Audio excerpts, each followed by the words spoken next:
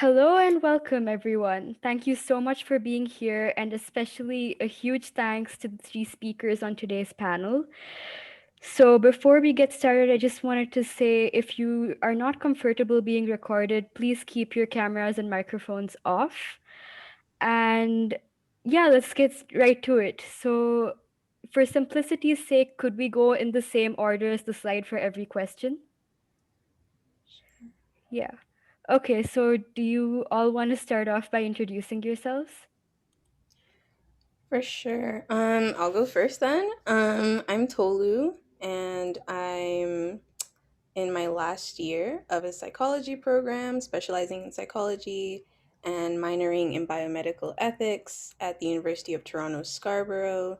Um, Along with Kristina here, I also host a podcast called the Brain Core Podcast, where we're trying to bridge the gap between students and use psychology and neuroscience phenomena. And we do that by bringing on different researchers, professors, professionals in the field to talk about the work they're doing.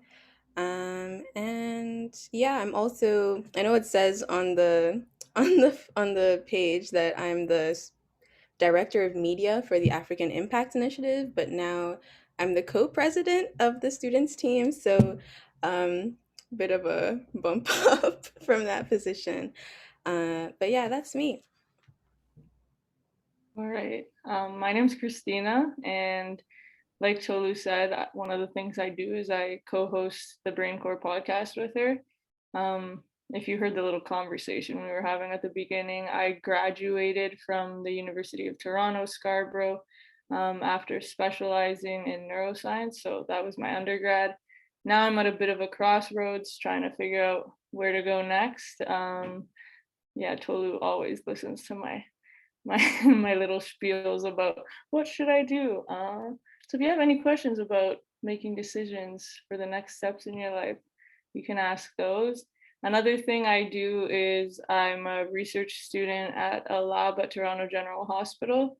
Right now, I'm doing remote research with some EEG wearable devices. And I also run a YouTube channel for them to try to educate the public on neuroscience a little bit more. So that's a bit about me. Hi everyone, my name is Eric Nook. I'm a final year clinical psychology PhD student at Harvard University. I did my undergrad at Columbia University where I studied psychology and a little bit of philosophy. And then I was a lab manager at Stanford University with Jamil Zaki. And now I'm wrapping up a PhD. I'm doing the final component of a clinical psych PhD is called internship. It's kind of like doctors doing residency. So I matched at Weill Cornell in New York, and I am treating patients in the hospital there. And next week, actually, I'll graduate. And next year, I'll be a postdoc at Yale University with Dylan G. And then I'll actually be starting as a professor at Princeton after that, summer of 2022. I study how language and emotion interact with each other. So how do we use words to represent and regulate what we feel? How do we learn emotion language as we develop and our ability to manage our emotions? And how does the brain instantiate all of these interesting phenomena with the ultimate aim of trying to improve detection and intervention for psychopathology. But I'm excited to speak with you all today and answer any questions that you have. Wow, that's all so great.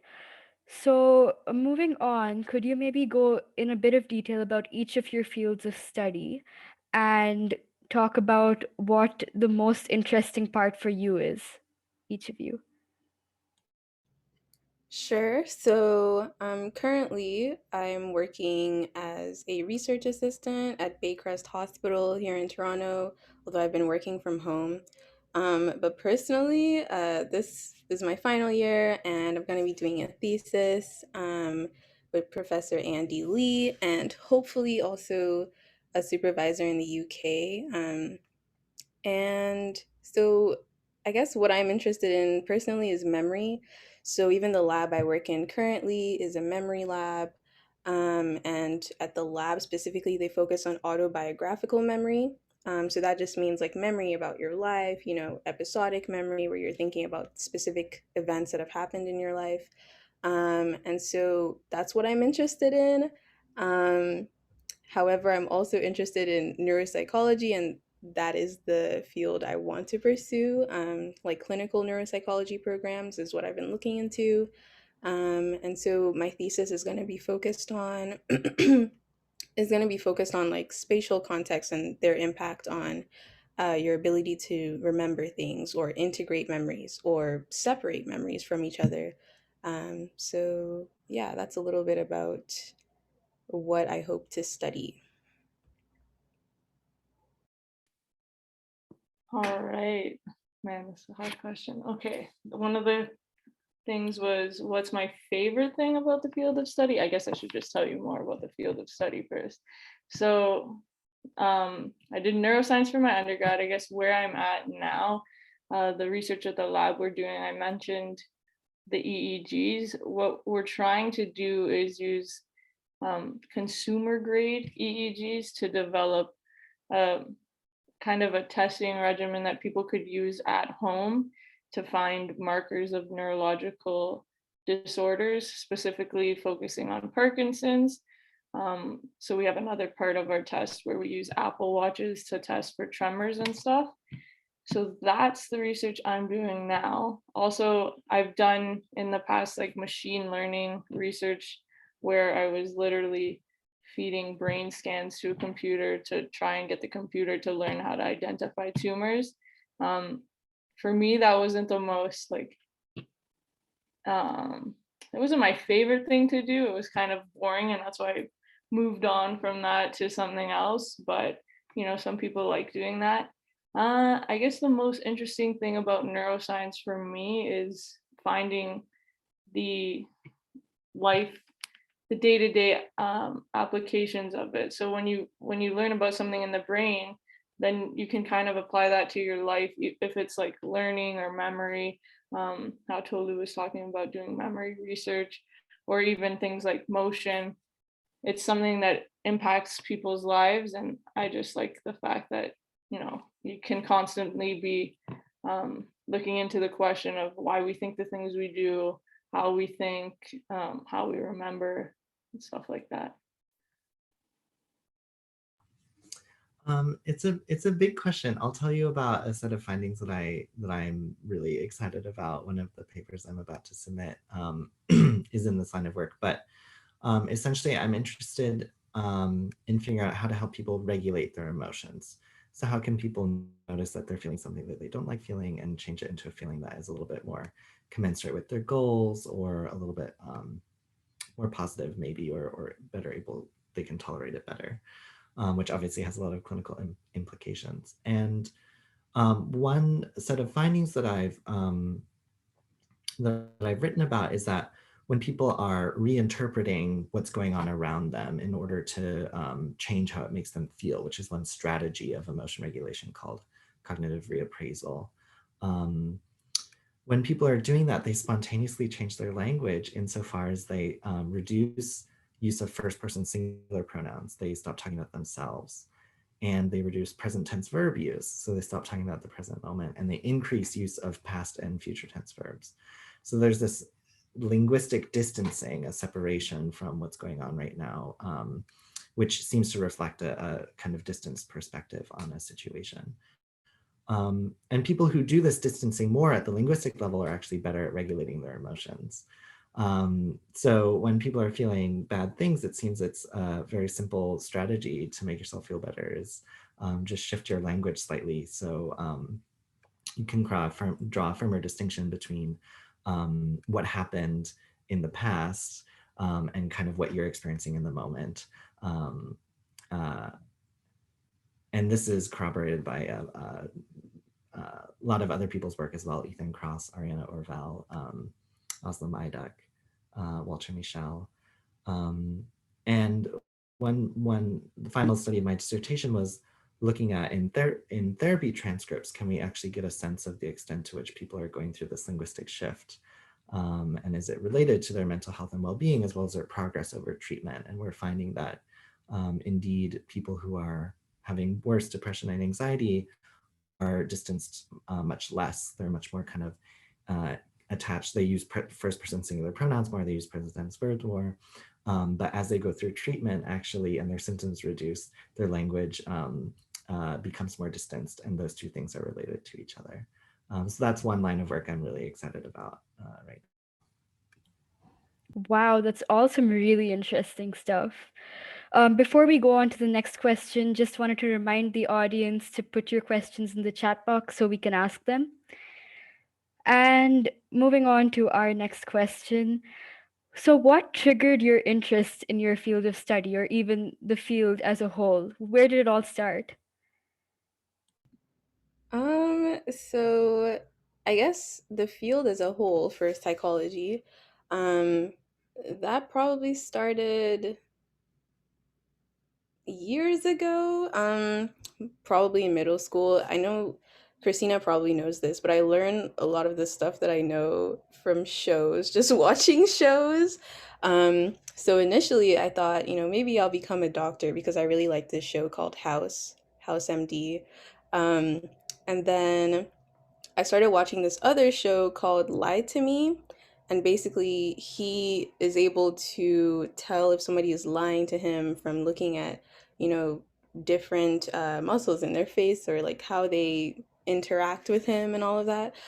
So that started my thought process on how the brain works and how you decide to lie, or how just different things that you do on a day-to-day basis, and how the brain contributes to that. It contributes to everything you do. So it was a really big question, and I wanted to be able to find some of the answers.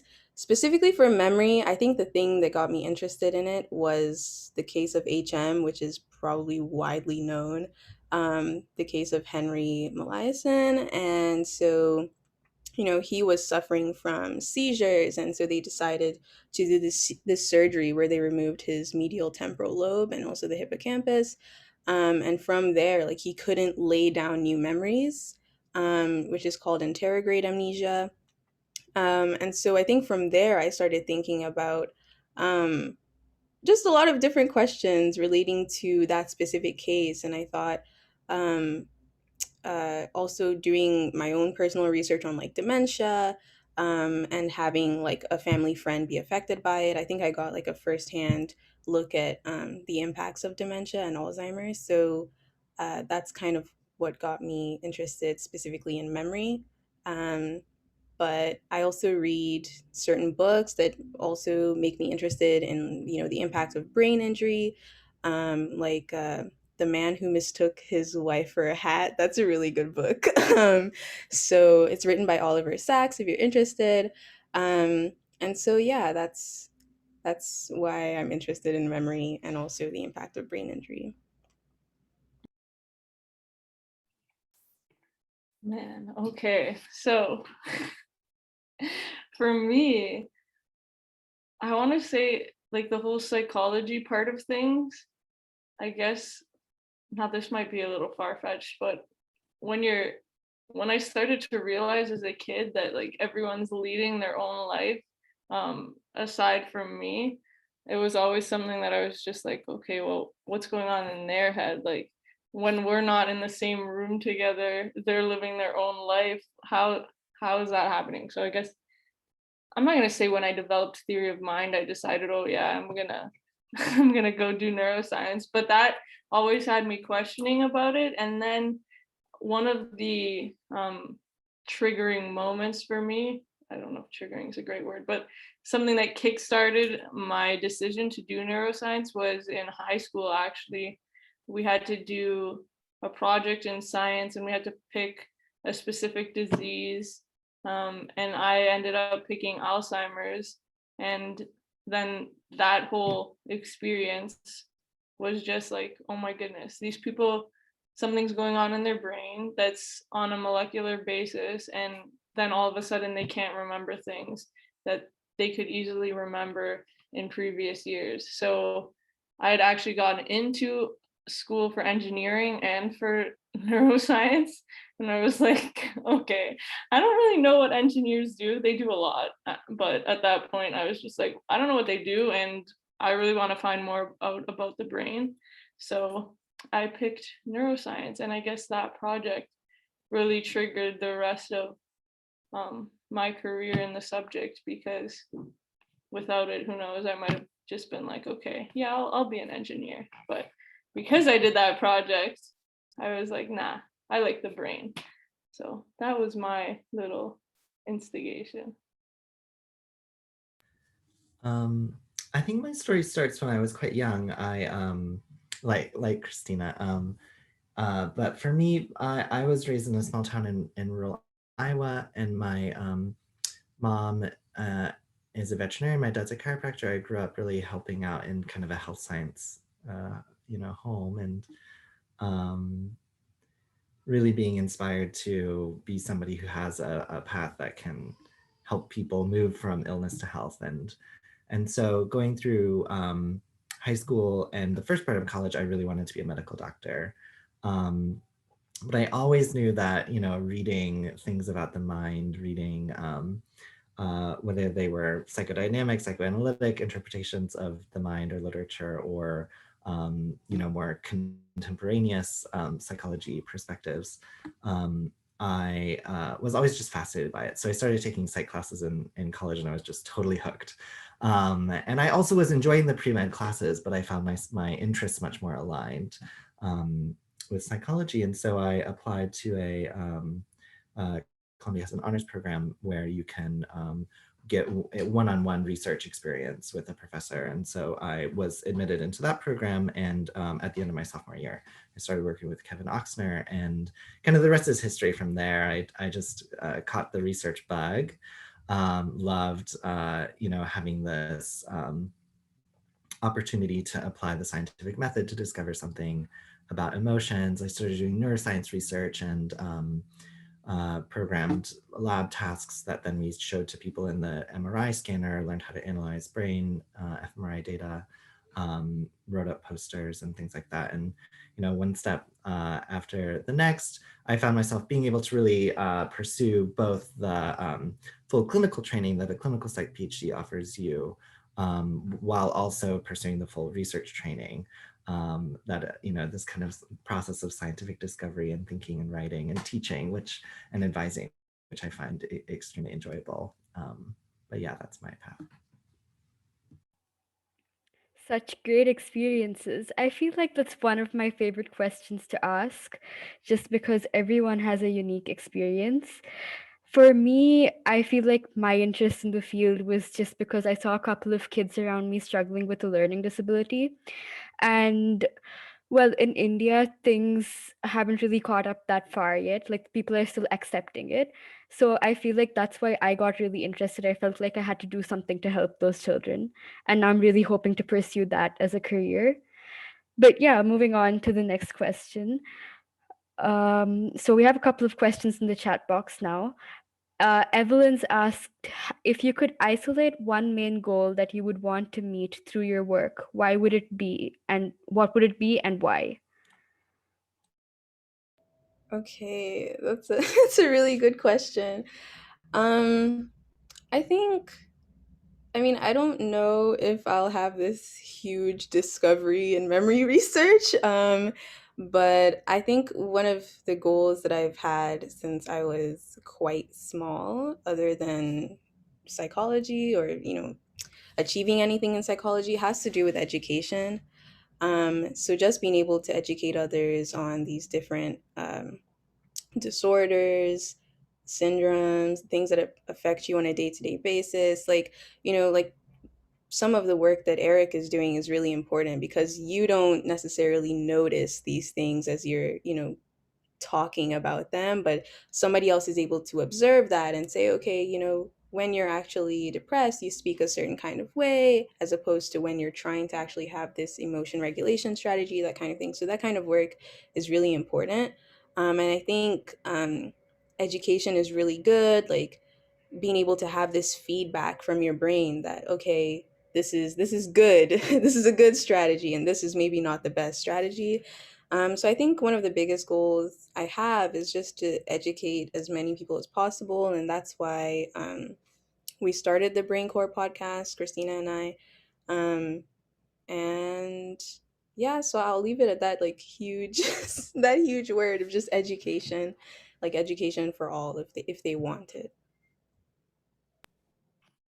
Yeah, I'm gonna have to piggyback off Tolu for this one.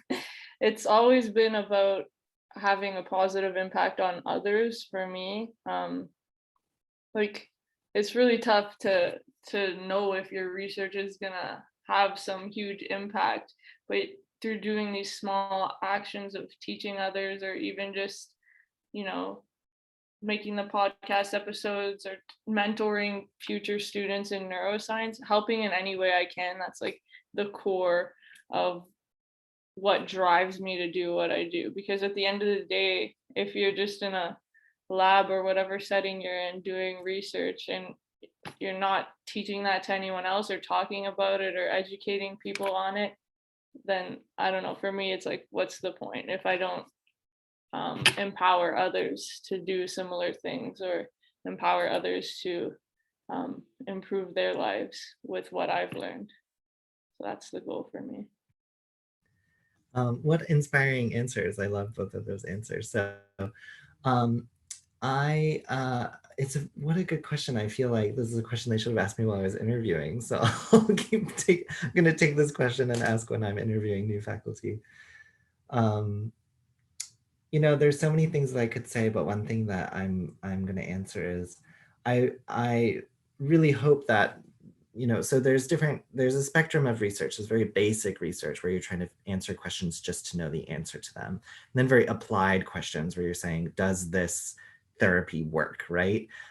If I do this, does this person get better? And I sit in the middle, which is called translational science. So I want to understand how emotions work on their own because I find that very interesting. And I think it can start to inform some of these more applied interventions, but I'm not really out there doing the applied work in a research sense. In my clinical office, I do, obviously.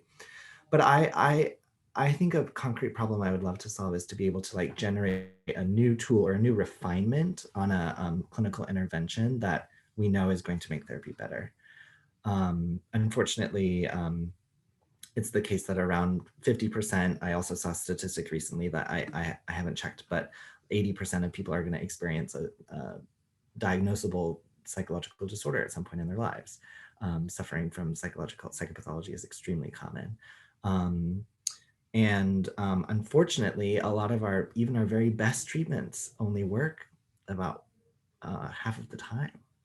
And so there's a lot of room to grow in terms of helping people get into therapy, figure out when there's something that could be improved, and then having tools that are actually going to be able to help them improve their lives, and being able to discover something about emotion or language that is, you know, directly transforms that process and impacts people's lives would be something that I'd be very excited about. Oh, and then I also wanted to kind of expand on the points that my other panelists were making and say that I think another concrete problem I would love to solve is just to be able to form a lab that is known as a really supportive, positive place to work, where people feel, you know, of all identities feel like they can come and discover something and learn something, and that they feel challenged but also supported in that challenge. And you know, I think there's a growing consensus in the field that prioritizing that aspect of mentorship in academia is a really crucial thing for us to be thinking about. And so I'm also kind of pre-answering another question I saw in the chat, but this is something that's very much on my mind. Like Eric said, such inspiring answers, all three. So, going on to our next question, I feel like Tolu answered this briefly, but the question is, what books or resources do you all enjoy and recommend? Okay. Yeah, so I think I mentioned The Man Who Mistook His Wife for a Hat by Oliver Sacks. Some others that might be nice. Christina and I just finished reading this. It's called Into the Gray Zone by Adrian Owen. It's an amazing book, honestly. He talks about his journey through his research of how he came across this very flimsy line between kind of like life and death, where he's trying to see like where consciousness resides. Like, is this person conscious, or are they just in a vegetative state, or do they have locked-in syndrome? So there's this difficulty of trying to distinguish between those different states. And so he came up with these fMRI studies where he puts these individuals into the fMRI and he asks them questions about their life that, you know, they would know the answer to, like, is your mother's name Sandra, or is it Lily, that kind of thing. And so he would say, think about playing tennis if you want to say yes, or think about walking around your house if you want to say no. And he saw that certain individuals that initially were, you know, categorized as this person is not conscious or not aware, he would see the brain activity showing that they were answering the questions, and not only that, but they were answering them correctly. So it's amazing. The story, it's not written for someone who is so embedded in the subject of neuroscience. It's easily understandable, so I recommend that one. And another one, probably An Unquiet Mind. So these are all books by Kay Redfield Jamison. She is, I might be wrong, but I think she's a clinical psychologist, or she might be a psychiatrist. Um, and she actually has bipolar disorder. So she talks about her own story dealing with that and going through her education and eventually becoming a professional in the field and conducting her own research on bipolar disorder. And yeah, her like entire story is so interesting. She talks about her struggles with medication and all of that. Resources, would it be bad to plug the podcast? It's a good podcast. I mean, we go straight to the source. You know, so many articles come out, kind of foreshadowing to another question I saw in the chat. But so many articles come out, and it's like, how do you keep on top of them? We go straight to the source, the author of the paper, and ask them, what did you do in this study? How can it be applied to someone who, you know, doesn't read articles for fun? Um, and yeah, there are some other podcasts as well that are really good. But I'll leave it at that. All right. Okay. So Tolu told you about the first book, Into the Gray Zone. I was going to recommend that one too. I won't go into it then. Another book that I just read, I was looking over to my desk over in the corner because I was like, what are they called again? So I read one called The Mind of God by Dr. J Lombard, and he went into exploring like being spiritual and religious and how that helps people recover in hospitals, and how it is important, and like scientists and doctors tend to stray away from these kind of spiritual aspects of life, but for the patient it could be really important to them. So he kind of explored that a little. It was interesting, his thoughts. And then another one I just finished was Rethinking Narcissism. I don't know how you remember all the authors' names because I have to look. Dr. Craig Milken. Okay, maybe I'll pull it up later and see what. But that one was. He was talking about how society says there's like an epidemic of narcissists now with social media and everybody posting about themselves, and he went in to explore what it actually means to be a narcissist versus being on the opposite side of the spectrum as an echoist. He explored how to deal with having a narcissist in your life, like maybe a boss at work, or a friend might be a narcissist, and how to deal with those situations and set boundaries. There was a bit of parenting advice in there, how to not raise a narcissist, and Tolu was like, why are you reading this? I was like, it just kind of went into it in this chapter. But it was interesting because then he said, like, you have to find a balance between narcissism and being an echoist, and find a place where you know your strengths and you value those, but you're not so full of yourself that you're just like, oh my gosh, I'm the best, I'm going to do this, this, and this, no problems at all. So those were some good books that I enjoyed. I also listened to a podcast that I've started off as a radio show when I was younger. So in high school, I used to listen to the radio when I was doing my homework, and then it would come on. It's called Intelligence for Your Life. I just recently found out that they have it on Spotify now, but they kind of do what Tolu and I do, where they look into psychology research. And now on the podcast, they're bringing in the authors of books and stuff too, just like us. They copied us. But before they were just saying psychological phenomenon that you could use to improve your life, which I guess is why they call it intelligence for your life. But I like it because it explores psychology, but then it tells you how you can make yourself better with the science. So that's a cool resource.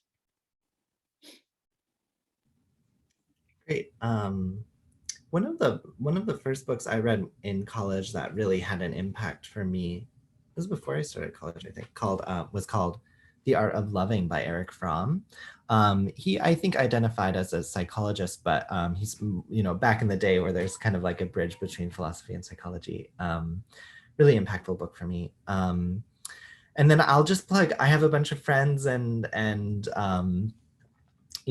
mentors, advisors, role models of mine who've all published, and I'm very happy to plug all of their books. So Lisa Feldman Barrett is an emotion researcher from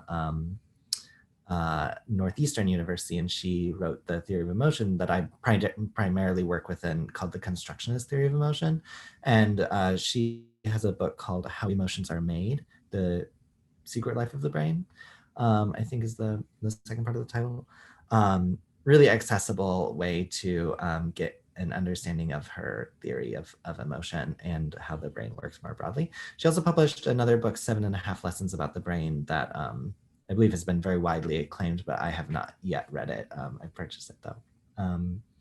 My advisor at Stanford, Jamil Zaki, published a book recently called The War for Kindness, which is about building empathy and prosocial decision-making. I recommend that. Ethan Cross, who is on my dissertation committee, I referenced him earlier about how linguistic distancing can help us regulate emotions. He wrote a book summarizing what we know about that and related topics called Chatter, which is really great. It's a fun read.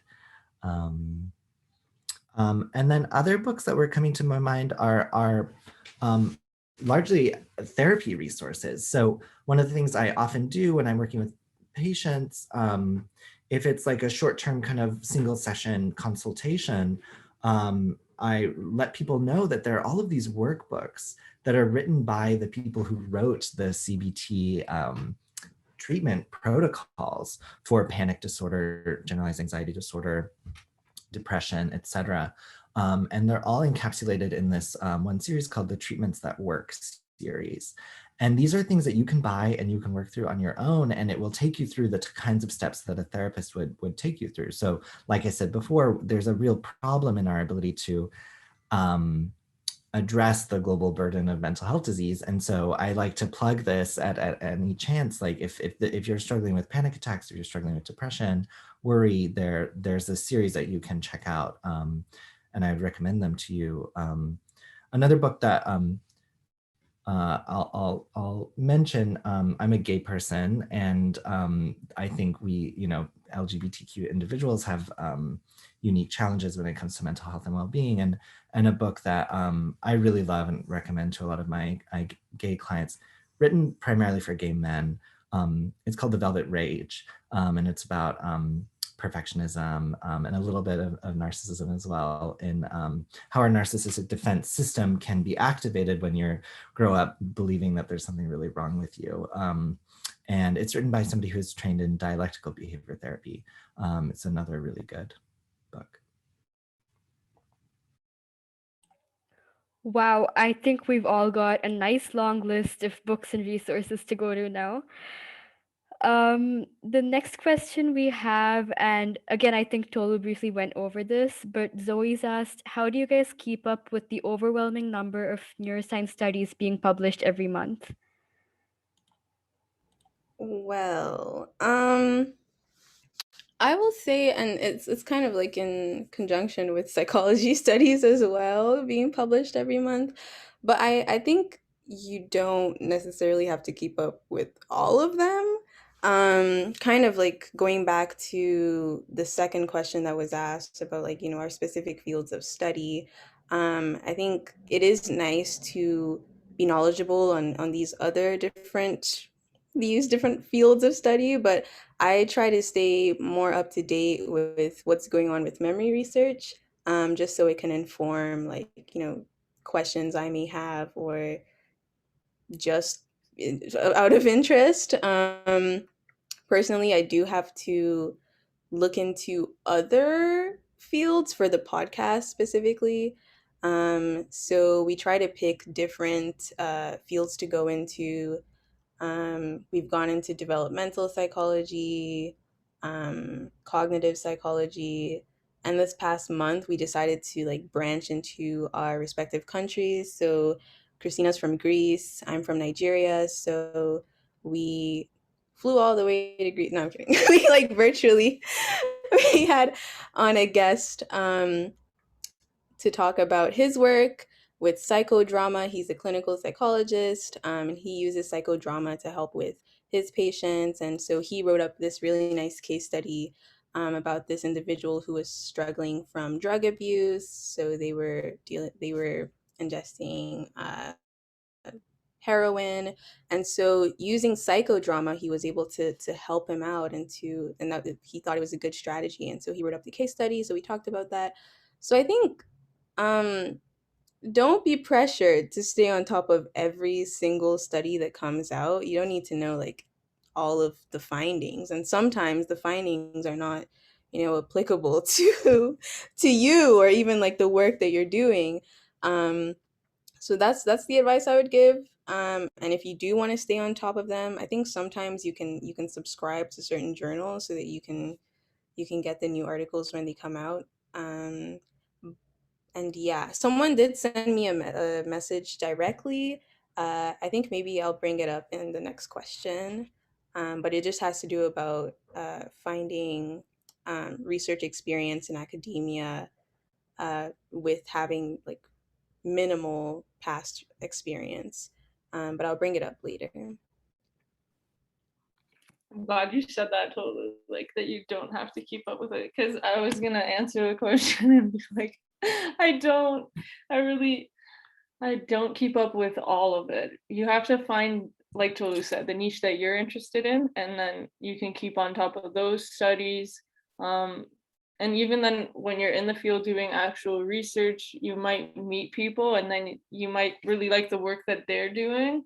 And so then you kind of just keep an eye on their research too. And you're like, oh, let me see what they're doing. I know in the lab that I work at, my PI, he's like fangirling over this other lab. And every time they publish a paper, he's reading them and he presents them at our lab meetings. So doing that, like finding your niche and searching with keywords as to what you're interested in, and then maybe finding researchers that you like to read their work and you like what they're doing. That's helpful. And then something that's helped me, again, like what Tolu said, interviewing people and talking to them about the work they do. Maybe it's been more helpful than just reading it, because you get more insight into what it is they did for the experiment. And then when you publish a paper, you see all the positive things that happen and like the significant findings. But when you actually talk to the person who did the research, you might find that there was a lot of things that went wrong on the way, and it's a lot of hard work. So that has been helpful as well. But yeah, find a niche, stick to it, and then maybe find a few key researchers that you like and stick to those two, because otherwise you'll get overwhelmed if you try to keep up with everything. I'll just underscore what's been said before. It's impossible to keep up with everything. Subscribing to table of contents alerts at journals, or another idea, go on Google Scholar and you can actually follow certain researchers and get an email every time they publish something.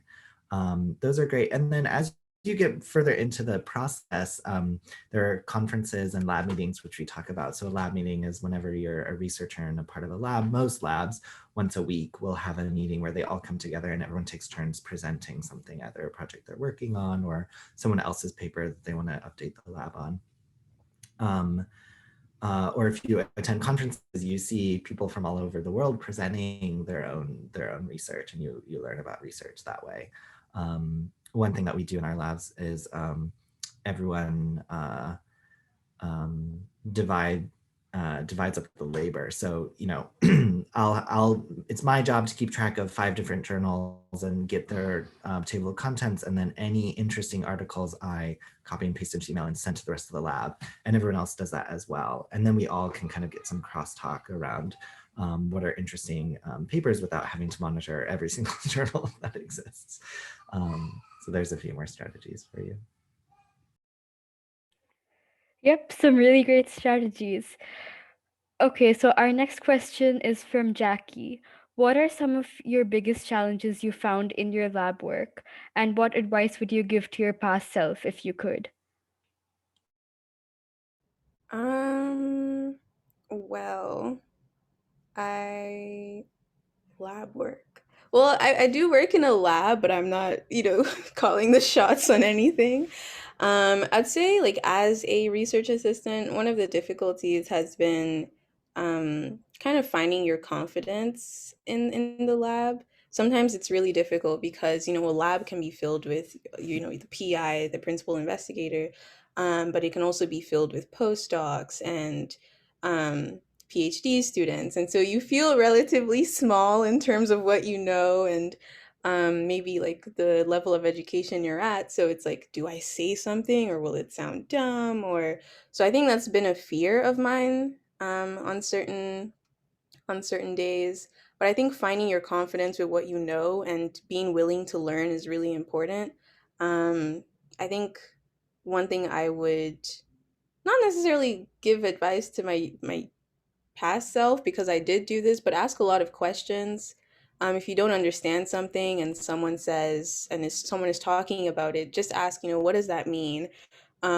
Yesterday during a meeting, even though like I knew what this meant, I was like, let me just clarify.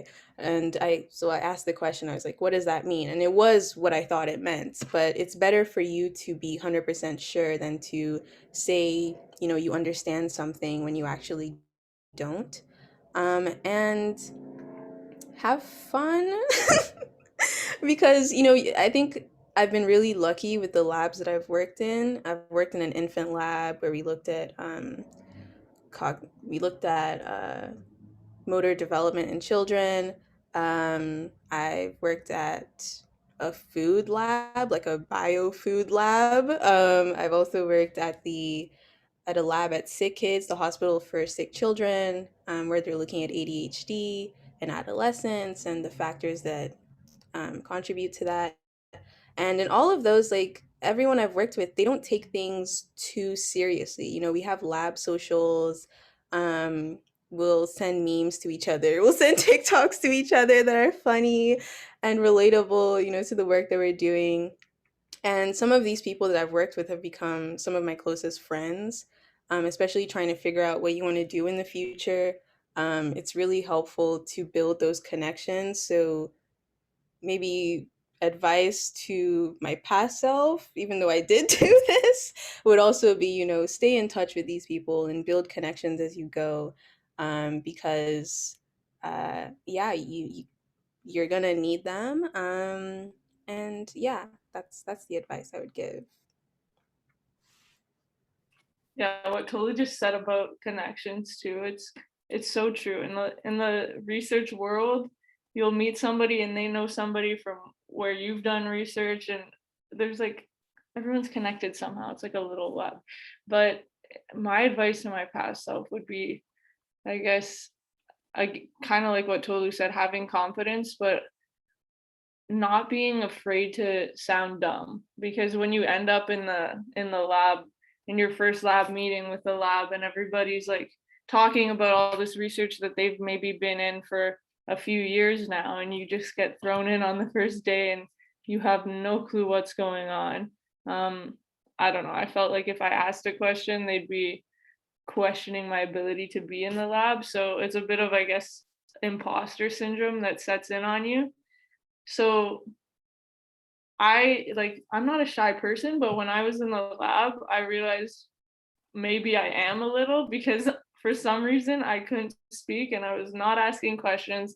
So if I could go back, I'd just be like, hey, Kristina, you need to take the risk now and tell them you don't know what's going on. And they can literally explain it to you in maybe a few minutes. Whereas if you don't ask the question, then week after week, you're just gonna feel more and more lost. So don't be afraid to ask questions. Everyone was at the point where you were at some point or another, even your supervisor or your PI, they were once a student too.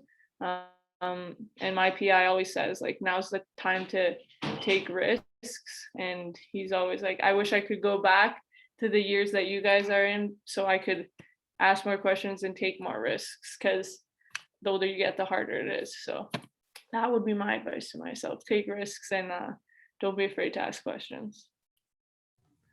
There's many challenges in research. One thing that I'll say is just noticing that there are natural ebbs and flows in every project, right? There's times when things are very busy and you're working really hard and everything's happening, and then other times where there's a little bit more space and you really have to kind of motivate yourself to dig into writing something that you might be very excited about, but still writing is often a very challenging process.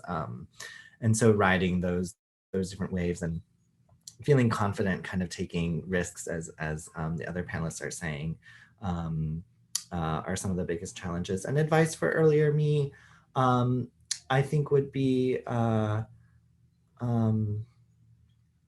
really like just keep going. Like everything's gonna be okay. I think I had a lot of anxiety in college, and so I think if I could go back, I'd be like, just slow down a little bit, stop and think, and trust in yourself that you're gonna get where you want to go. And yeah, that's what I would say. I'm sure your advice to your past selves are going to help those of us who are going into research in the future. So the next question, we've already been over your fields of research, so I guess we could go briefly on this one. Benjamin has asked, have any of you been involved in research that connects psychology and biology or neuroscience for treatment purposes, like brain simulation? I'm going to say no. I have not been involved with that. I feel like Kristina will have more to say on that.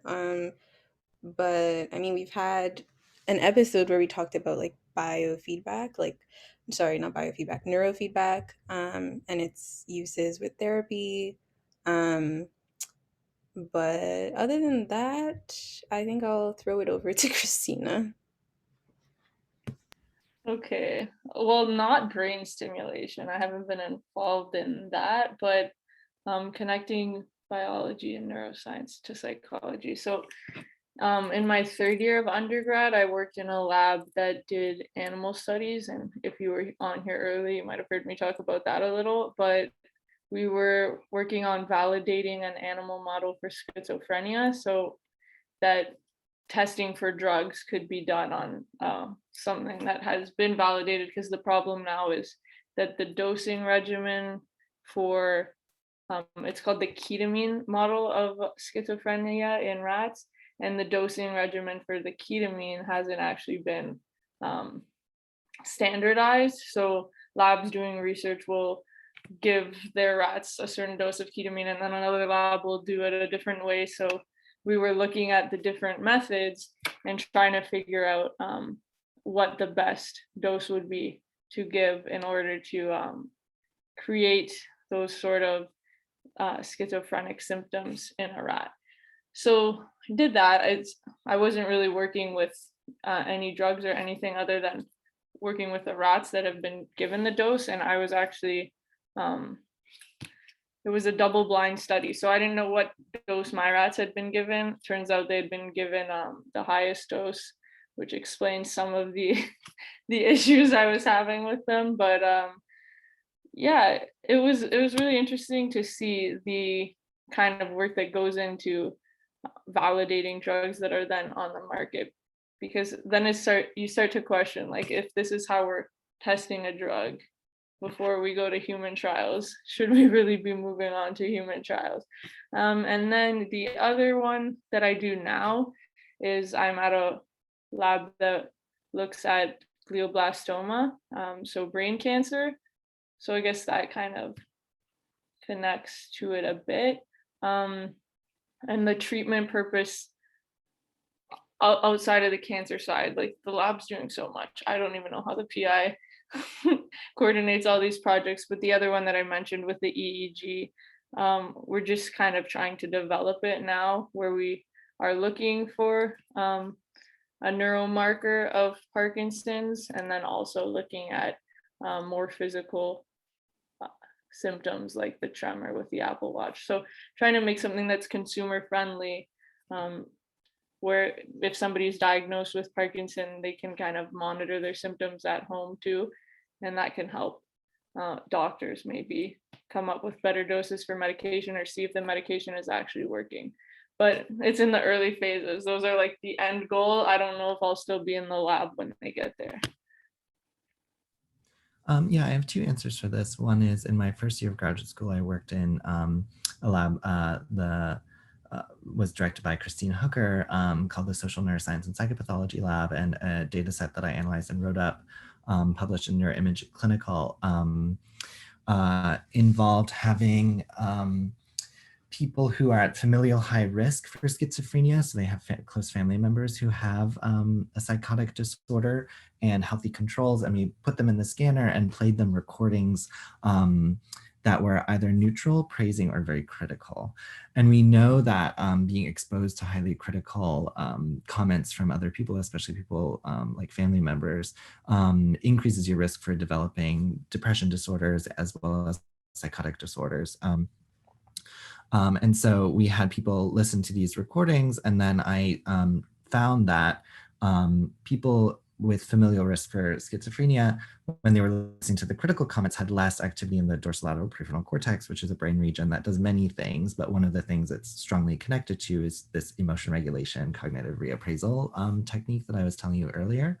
And that individual differences in that brain, how active your DLPFC was, predicts how distressed you got on days that you were actually in a social conflict with other people. So it was a joint Fmri and what's called EMA, Ecological Momentary Assessment study, where people are filling out reports on how they're feeling on a daily basis. So that's one project. And then another project I did was a big study with John Wise at Harvard, where we designed a bunch of MRI tasks and tacked them on in one of his treatment studies. So he's very much on the applied line of research. He has a therapy called MATCH, which is for kids and teenagers who have anxiety, depression, conflict disorders, PTSD. And we designed a bunch of MRI tasks and behavioral tasks to assess them before and after this treatment, to see if what kind of brain mechanisms might explain why people get better and who gets better. Analyses are pending, but that's another project. So this is the kind of scope of questions that you could ask even in a clinical psychology program that utilize behavioral level of analysis. We also got genotypes on, well, not genotypes, but telomere lengths. So we collected DNA and assessed how long everyone, this kind of protective coating at the end of people's chromosomes are. It's called a telomere. This erodes when people are stressed out, and when people have successful psychological interventions, there's actually a lengthening of this telomere. And so we've measured that as well. Interesting. So I think Jackie's asked a question that links back to what Eric was just saying. So if you could answer this one. Does the negative talk from family also impact bipolar disorder development? I can't think off the top of my head of a paper that studies that, but I would not doubt that it's out there, that it's been shown. We also know that there's a lot of overlap between the biological basis at the genetic level between schizophrenia and bipolar disorder. The people to look into would be Jill Hooley, Ian Gottlieb. They publish a lot using this kind of expressed emotion paradigm framework. And just search those names, expressed emotion and bipolar, and see what comes up. Is it okay if I ask one more question really quick for you? Yeah, Sorry, I'm yeah. okay with it, if whatever the moderator thinks. Yeah, Oh, sure. Okay, I just really quickly, I was really interested in the telomere length thing that you found because schizophrenia in the aging field, at least, is starting to be seen as a neurodegenerative disease, at least to some degree. Like they're considering looking at it in that regard. So I guess I was wondering, because if your telomeres shorten, then that's basically like another aging model that you could put back into any other mouse model, and it's very interesting to see that you could reverse aging in that way, like in that context, if you consider schizophrenia to be that way. But I don't know what your opinions are on that or anything. I just think it's very interesting to look at telomere length. And then secondly, I didn't even know that telomeres could grow back. So that's awesome. Yeah. My understanding, I'm not an expert in genes, and I was not spearheading the genetic level of analysis. So the particulars of that I can't explain to you, and I wasn't going to be leading that project. But yeah, my understanding is that it's kind of a marker of phasic and chronic stress. And so when you successfully reduce the length of the telomere is a product of two kind of enzymes competing against each other, one of which erodes the telomeres and the other ones which grow telomeres. In terms of thinking schizophrenia as neurodevelopmental or neurodegenerative disease, that kind of goes way back to the idea of like dementia precox as the first formal description of schizophrenia by Zach Kraepelin or whoever. So yeah, interesting idea. I think this one's also a follow-up to you, Eric. Zoe's asked, how do you assess telomere length? Oh yeah, I tried to also answer that just now. So I unfortunately can't explain the particulars of it to you. So we would need a biologist or geneticist. Right. Got you. Okay, so our next question is also related to research, but a bit more general, I'm guessing. Can you provide any insight on how findings about predictive coding might be applied to our research about autism or schizophrenia?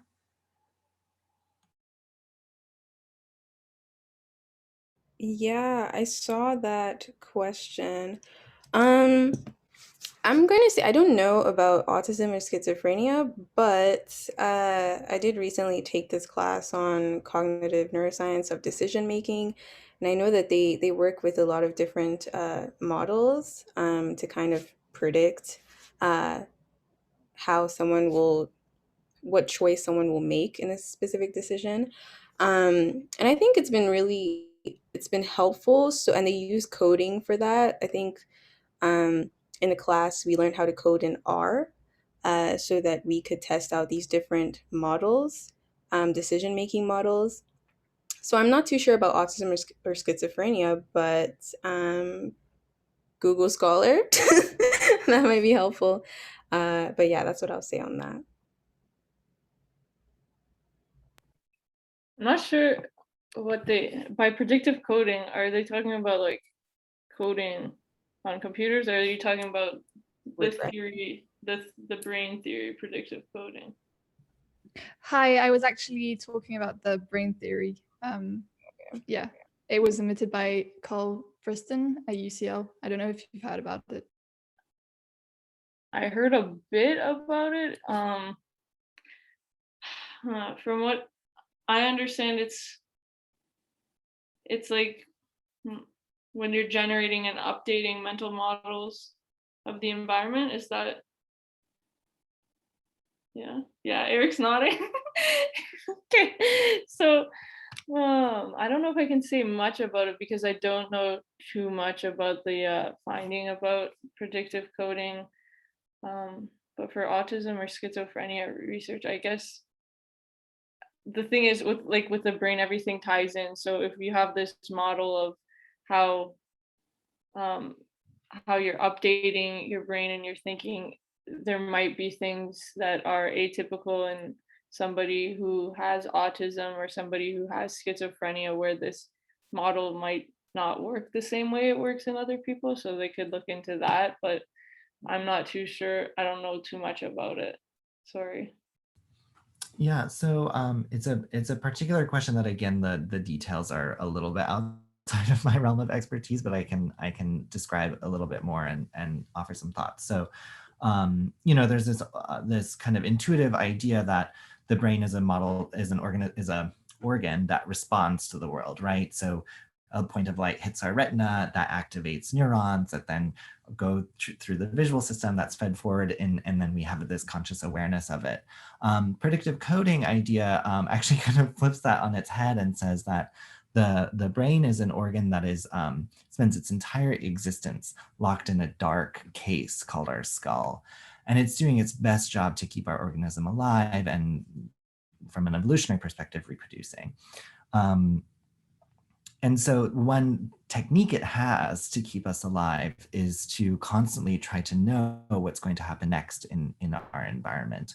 And so actually, if you look at the firing across the brain, you find that there's a process, kind of a feed forward process that is then just matched with, so there's expectations on the neurons of what we should see or experience at any moment. And what the brain is trying to do is just compute, is my expectation the same as what I'm experiencing?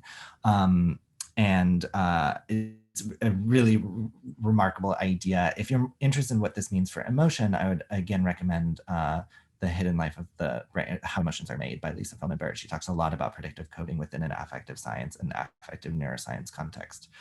What this means for schizophrenia, so one hallmark symptom of a psychotic disorder is a hallucination, right? Where you have you experience a sound or smell or sensation or something like that without, or vision, without an actual external referent for that. And I think there's a lot of room. I'm sure people are knitting these two ideas together, but again, it's outside of my realm of expertise.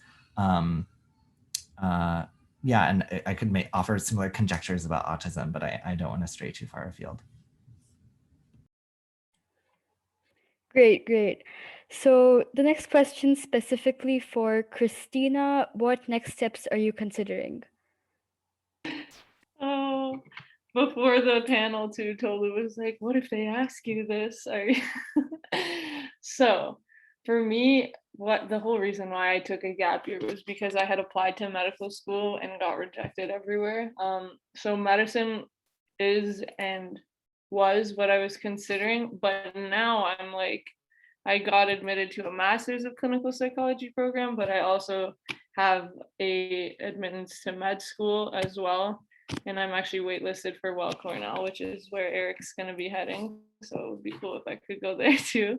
But yes, medical school is what I'm hoping, but now I'm kind of, because I have the options, I'm really considering them and trying to think what it is I really want to do with the rest of my life. So a bit of a crossroads.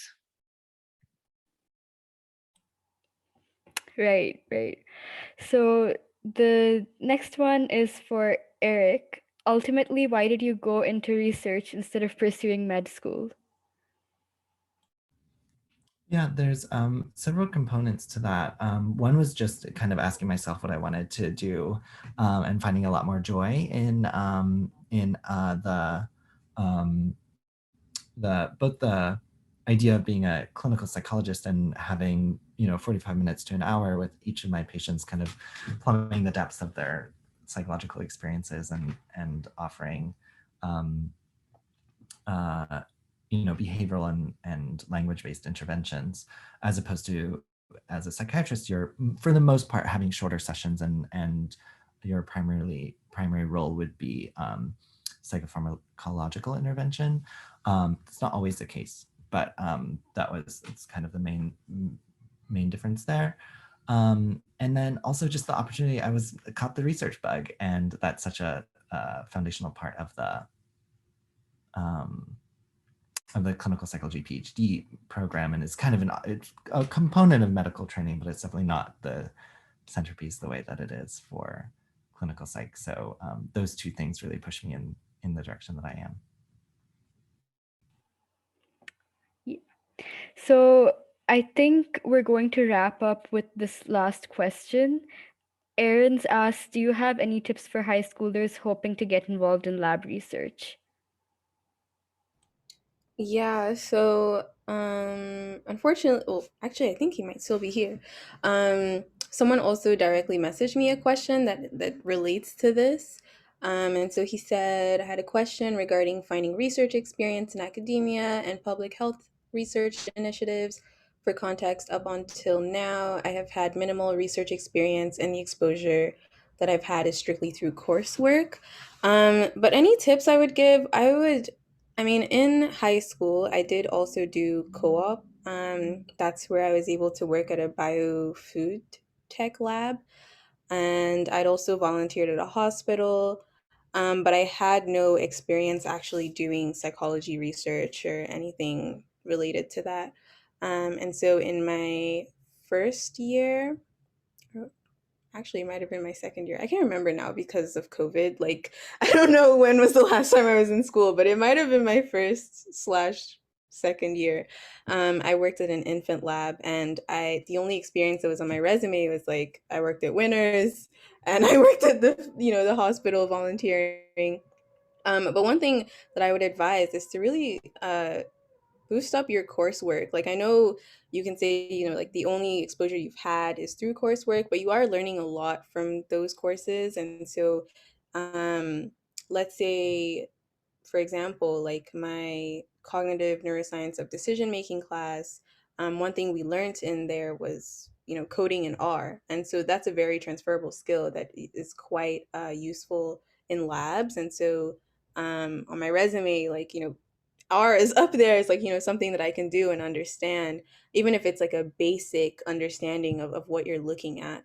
And so from there, I actually decided personally to also learn Python, because I thought that might be useful as well. So, and there are so many free courses online nowadays on YouTube that you can just go search them up, learn how to do it. Even the software for R is free, Python is free.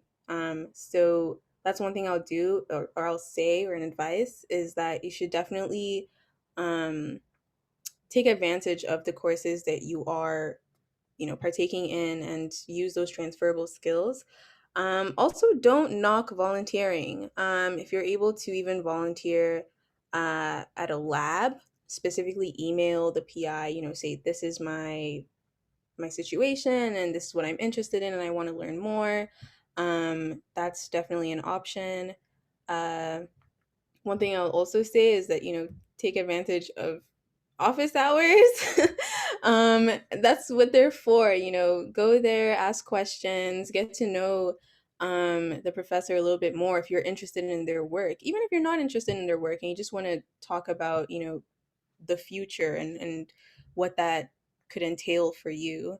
I know one thing that I did was trying to figure out if I wanted to pursue a PhD and, be in this academic field, or if I wanted to go towards, for a split second, I thought about med school or towards med school. And so, I spoke to different professionals about that and they gave advice on it. And then I found myself applying to Dr. Brian Levine's lab. He focuses on autobiographical memory. I'm interested in memory. And it all kind of worked out that he's also a clinical neuropsychologist. And so I'm able to get advice from him as well on, what my path is to get to that to get to that level as well. Um so let me see if there's anything else I'd say. I would also say have a good resume. I know, like, if you only have experiences that may not be related to psych research, it's hard to add stuff to your resume, but really tailor your resume. So even if it's the coursework that is only contributing to that specific job application, um, go into detail about what you learned. If you took a stats class, say that you know how to do, regression analysis or whatever, like, just put that into your resume and tailor it. And if you do get an interview, go in confident. If you don't understand something, say, like, I don't actually know much about that, but I'm definitely willing to learn more about it. But of course, if you're going into the interview, like, know your stuff. Like, read up on the lab, read up on the research that they've done, make sure you have like a basic understanding of it. And yeah, that's what I'll say. I mean, it's kind of their job. Like, professors want to teach and they want to help you learn. So take as much advantage as you can of that, and then transfer that to when you're applying to these labs that you want to work in. And those are the tips I'll give. All right. The question, when it said high schoolers, I was just like, you guys are so amazing. In high school, I wasn't even thinking about that, but I guess it is possible. Tolu has more experience than me with different labs, because I've kind of just I've been in two, but I've stuck with this one that I'm in right now for a while. But my advice to get into a lab would be to reach out to profs or researchers, talk to them and see if they have opportunities. So if you want to, in high school, if you want to start off by volunteering in a lab, it's probably where you'll have to start. It's where I started. And what I did was I was actually at a convention kind of like this, and it was in New York though. And I was like, who's here that's gonna help me back in Toronto? Should I even bother going to talk to them?